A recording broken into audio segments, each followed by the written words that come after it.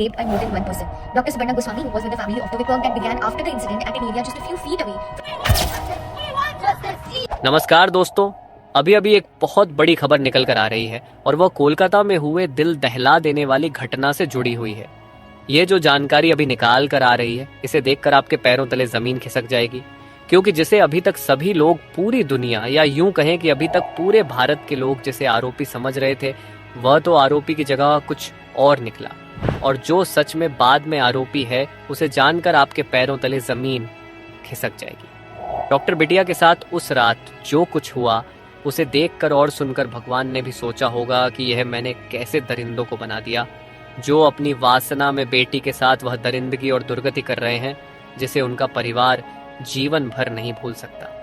साथियों, आपको बता दें कि अगर आप सोच रहे हैं कि डॉक्टर बिटिया का कातिल केवल संजय रॉय है, तो आप बिल्कुल गलत सोच रहे हैं, क्योंकि अब पर्दाफाश हो चुका है। आज हम आपको सबूत के साथ उस रात का वह सच बताएंगे जो आपने अभी तक नहीं सुना और ना ही आपने ऐसा सोचा होगा, क्योंकि असली सच जिसे सुनकर आपके होश उड़ जाएंगे और आप यह सोचने पर मजबूर हो जाएंगे कि यह आखिर इतना बड़ा खेल कैसे रचा गया। चलिए विस्तार से आपको बताते हैं और इस मामले के अंदर तक जाने की पूरी कोशिश करते हैं। पर इससे पहले अगर आप चाहते हैं कि डॉक्टर बिटिया को इंसाफ मिले, तो कमेंट में वी वांट जस्टिस जरूर लिखें। यदि आप अंग्रेजी में नहीं लिख सकते तो हिंदी में जरूर लिखें, डॉक्टर बिटिया के साथ जल्द से जल्द इंसाफ हो। क्योंकि ऐसा ही मामला एक बार और हुआ था, जिसमें पीड़िता को 5 साल बाद इंसाफ की भीख मांगनी पड़ी थी, तब जाकर इंसाफ हुआ था। और कई केस तो ऐसे दब जाते हैं जिन्हें मोटी फाइलों के नीचे दबा दिया जाता है और इंसाफ हो ही नहीं पाता। तो आप लोग वीडियो को लाइक करें या ना करें, लेकिन डॉक्टर बिटिया के लिए इंसाफ की गुहार जरूर लगाएं। साथियों, अब तक सब सोच रहे थे कि सिर्फ संजय रॉय ही डॉक्टर बिटिया का कातिल है और उस रात उसने ही सेमिनार हॉल में जाकर सब कुछ किया है। पर पॉलीग्राफ टेस्ट में जांच बताती है कि पॉलीग्राफ टेस्ट में सीबीआई को संजय रॉय ने बताया कि 8 अगस्त की रात वह गलती से सेमिनार रूम में घुसा था। दरअसल संजय रॉय ने एक मरीज को अस्पताल में भर्ती कराया था और उस रात उस मरीज की हालत बहुत खराब हो गई थी। मरीज के परिवार ने संजय रॉय को फोन किया और उसे ऑक्सीजन की व्यवस्था करने को कहा। संजय रॉय ने कहा, ठीक है, व्यवस्था हो जाएगी। उसके बाद संजय रॉय की जिस डॉक्टर से पहचान थी, वह उसे अस्पताल में ढूंढने लगा। वह पूरे अस्पताल में इधर उधर देखने लगा ताकि वह ऑक्सीजन की व्यवस्था कर पाए, लेकिन वह डॉक्टर उसे नहीं मिल रहे थे। जब डॉक्टर उसे नहीं मिले तो वह उसी डॉक्टर को ढूंढने के लिए उस रात 3rd फ्लोर पर गया और वहां भी उसी डॉक्टर को ढूंढता रहा, पर वह डॉक्टर वहां भी नहीं थे। फिर वह डॉक्टर को ढूंढता हुआ उसी 3rd फ्लोर के सेमिनार हॉल में जाता है और जब वह सेमिनार हॉल में जाता है तो देखता है कि वहां डॉक्टर बिटिया की बॉडी पड़ी थी। उसने डॉक्टर बिटिया के शरीर को हिलाया, लेकिन कोई मूवमेंट नहीं हुआ। उसने उसे छुआ और उठाने की कोशिश भी की, लेकिन फिर भी डॉक्टर बिटिया के शरीर में कोई मूवमेंट नहीं दिखा। ये सब देख संजय रॉय घबरा गया और वहां से भाग निकला। भागते वक्त किसी चीज से टकरा कर वह लड़खड़ा गया और उसका ब्लूटूथ डिवाइस गिर गया। संजय रॉय ने बताया कि वह डॉक्टर बिटिया को पहले से नहीं जानता था और जिस रात वह अस्पताल में आया, उस रात अस्पताल के गेट पर कोई सिक्योरिटी नहीं थी, कोई सिक्योरिटी गार्ड नहीं था और ना ही किसी ने उसे रोका। यहीं से यह पूरा केस एक नए मोड़ पर चला जाता है और पता चलता है कि कई लोग हैं जिन्होंने इस घिनौनी साजिश में अपने हिस्से का पाप किया, जिसमें ये 5 लोग गिरफ्तार हो चुके हैं। आइए एक एक कर सबके कुकर्म को देखते हैं, आपको सब कुछ बताते हैं। तो सबसे पहले शुरू करते हैं किरदार नंबर 5 से, विप्लव सिंह। यह भी खुलासा हुआ था कि इस आरजीकर मेडिकल कॉलेज में कुछ ऐसा था जो डॉक्टर बिटिया जानती थी। जिन लोगों को डॉक्टर बिटिया से डर लग सकता था, उनमें यह विप्लव सिंह सबसे ऊपर है। मतलब डॉक्टर बिटिया इससे डरती थी। विप्लव सिंह अस्पताल में हुए भ्रष्टाचार के मामले में सह आरोपी है और मातारा ट्रेडर्स का मालिक भी है। इस मामले में एफआईआर भी मातारा ट्रेडर्स के नाम से दर्ज की गई है। बताया जा रहा है कि इसके पिता मेडिकल कॉलेज में काम कर चुके हैं। उसने अपने ही पिता के संबंधों का फायदा उठाकर पहले अस्पताल में पोस्टर बैनर बनाना शुरू किया, फिर दवाइयों की सप्लाई का काम शुरू कर दिया और धीरे धीरे आगे बढ़ता चला गया। अब आपको बताते हैं किरदार नंबर 4, सुमन हाजरा और संदीप घोष। सुमन हाजरा अस्पताल में मटेरियल की सप्लाई का काम करने वाला व्यक्ति है और संदीप घोष उसका खास आदमी है। दोनों आपस में काफी अच्छा तालमेल रखते हैं। ये सरकारी दवाओं से लेकर मेडिकल उपकरणों की खरीद करके उन्हें दोबारा बाजार में बेचने का काम करता था। सुमन हाजरा की खुद की हाजरा मेडिकल शॉप के नाम से दुकान भी है। सुमन और विप्लव कोलकाता के एक ही मोहल्ले में रहते हैं।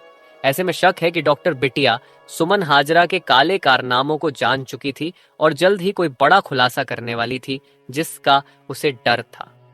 अब बात करते हैं किरदार नंबर 3, अफसर अली खान। संदीप घोष के खास लोगों में से एक नाम अफसर अली खान का भी है। अस्पताल के पूर्व उपाधीक्षक डॉक्टर अख्तर अली ने बताया था कि संदीप घोष अपनी सुरक्षा में प्राइवेट सिक्योरिटी रखता था, जिसमें संजय रॉय के साथ साथ कुछ अफसर भी बाउंसर का काम करते थे।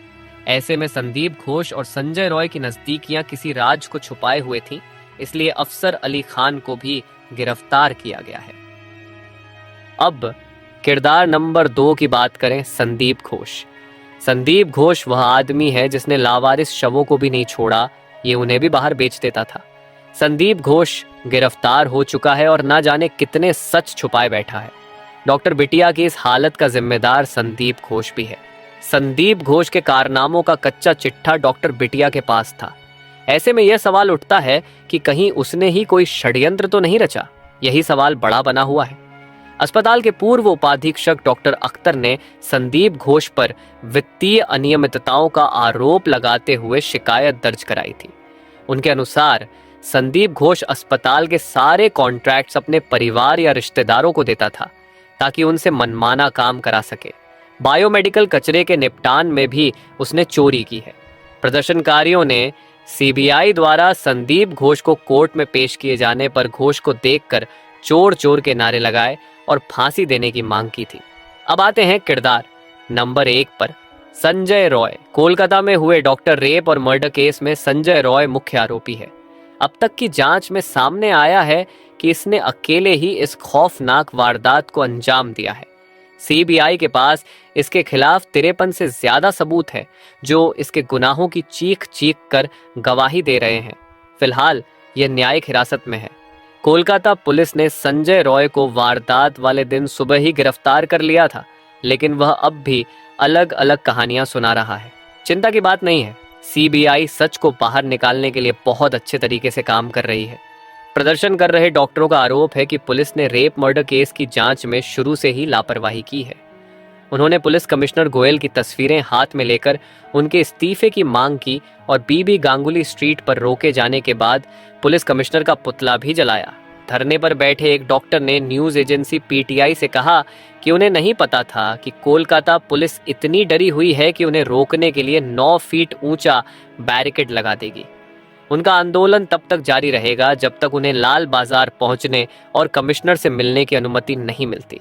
कोलकाता हाई कोर्ट के पूर्व जज और मौजूदा सांसद अभिजीत गंगोपाध्याय प्रदर्शनकारियों को समर्थन देने के लिए विरोध स्थल पर पहुंचे।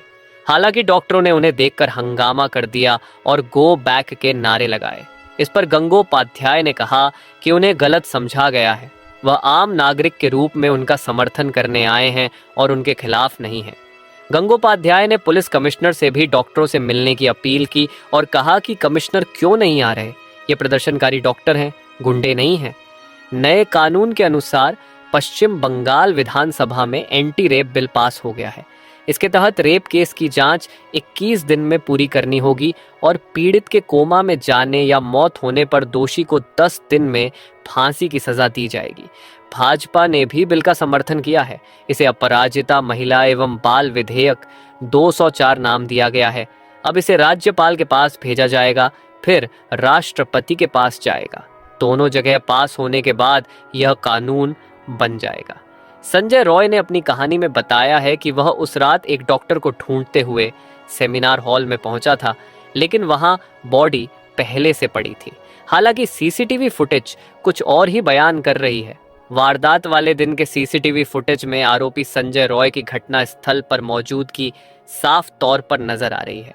सीसीटीवी फुटेज में दिख रहा है कि संजय जब सेमिनार हॉल में घुसता है तो उसके गले में ब्लूटूथ था, जबकि जब वह वहां से बाहर निकलता है तो गले में कोई ब्लूटूथ नजर नहीं आता। ये वही ब्लूटूथ है जिसे पुलिस ने घटना स्थल से बरामद किया है। ये पहली बार है जब इस घटना के पुख्ता सबूत रिकॉर्ड पर मिले हैं। यह सीसीटीवी फुटेज 9 अगस्त की देर रात 3 बजे से 4 बजे का है, जिसमें संजय रॉय आरजीकर अस्पताल में नजर आ रहा है। इसी सीसीटीवी फुटेज के आधार पर संजय को गिरफ्तार किया गया है। आपको क्या लगता है डॉक्टर बिटिया का असली कातिल कौन है? कमेंट में जरूर बताइए। दोस्तों, इस घटना को सुनाने का उद्देश्य किसी का दिल दुखाना नहीं है, बल्कि आपको जागरूक और सचेत करना है। इस पूरी घटना के बारे में आपकी राय क्या है? आप इस घटना का मुख्य आरोपी किसे मानते हैं? कमेंट बॉक्स में जरूर बताएं। अगर आपको हमारी मेहनत पसंद आई हो तो इस वीडियो को लाइक करते हुए शेयर भी करें। अगर आपने अब तक चैनल को सब्सक्राइब नहीं किया है तो हमारे चैनल को सब्सक्राइब करके बेल नोटिफिकेशन को जरूर दबाएं।